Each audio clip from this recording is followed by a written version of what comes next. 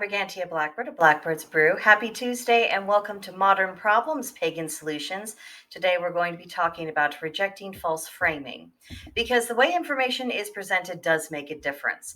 And more often I come across stories, especially, political or social issues realm, and it sprinkles in a few facts, and then those facts are surrounded in a frame that is completely misleading and is therefore utterly dishonest. It's manipulative, and I find it very provoking how often people fall for it, and how much information and research and comparing and contrasting all of us have to do in order to have a hope of trying to find the actual facts and no more, and not getting drawn in and fooled into believing something that isn't actually the case.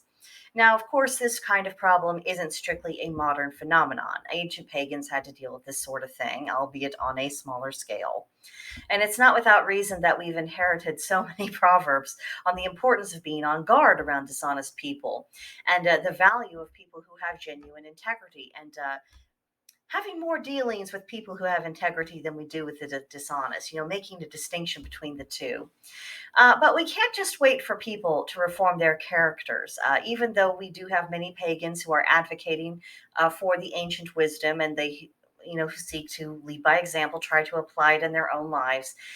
We still have the immediate present to contend with, and we have to deal with people as we find them, not as we would wish them to be, and not as how they might be, 5 years from now. We have to deal with today. Now, one possible pathway towards increased sanity is just to nip this stupidity in the bud.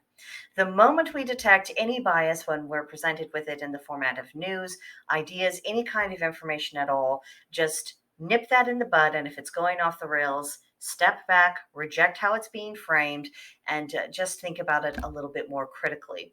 And this task is made easier by the fact that our society is just about speaking two different languages. At least we are at this stage, because almost as soon as anyone opens their mouths, their biases are readily apparent, or at the very least their worldview tends to be, because people express things very differently. Their sentence structure, the way in which they use particular words, we have different ways of doing this, and we have two major tribes, and you can tell almost immediately, where people fall. We're just not in the same world as we were 15 years ago, when there was still, some neutral territory in society, and that neutral territory was bigger than, the ones that were strictly tribal.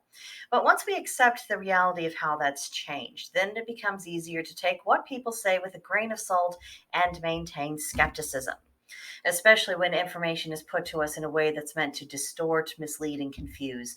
There's just no point in going forward with conversations in which there is not a commonly shared reality. Where so many people get stuck is that they have this happen, and then they think, well, I'll just present the facts to these people. But these are people who have rejected the facts, at least the ones that, the kinds of facts that contradict the ideology inside their heads. And, if the human species was wholly rational, then if you were just presented with the facts in and of themselves would correct pretty much everything. Because, oh, okay, that's what's actually so.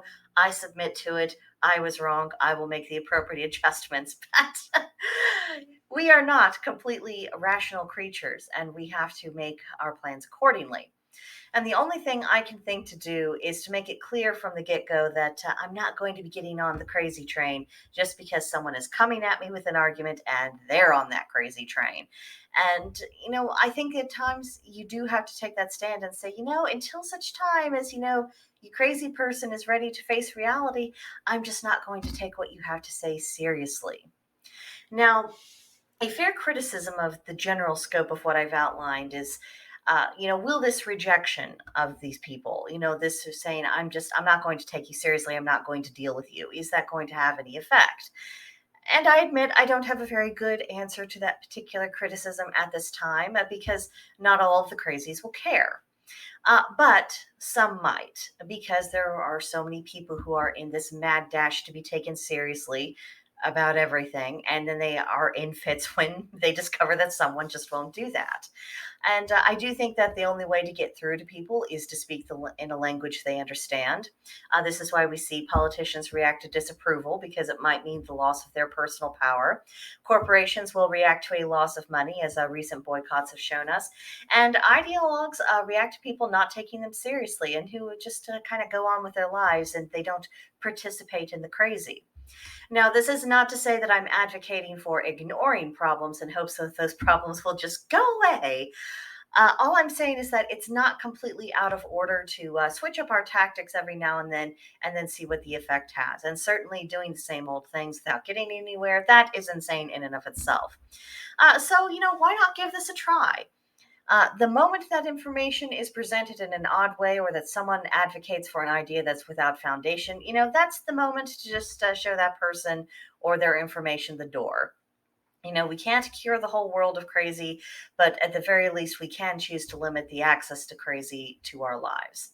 So that's just what I've been thinking lately. Let me know about this general line of thought or any other strategies that you have that you think might be good, not just for coping with what we have to deal with, but actually being more proactive and being able to take a stand against it, being more proactive and a little less reactive. So let me know about that in the comments, and then hopefully you will click on the link to Blackbird's Brew on Gilded in the description box, pay us a visit, and share more of your thoughts there and have a proper conversation.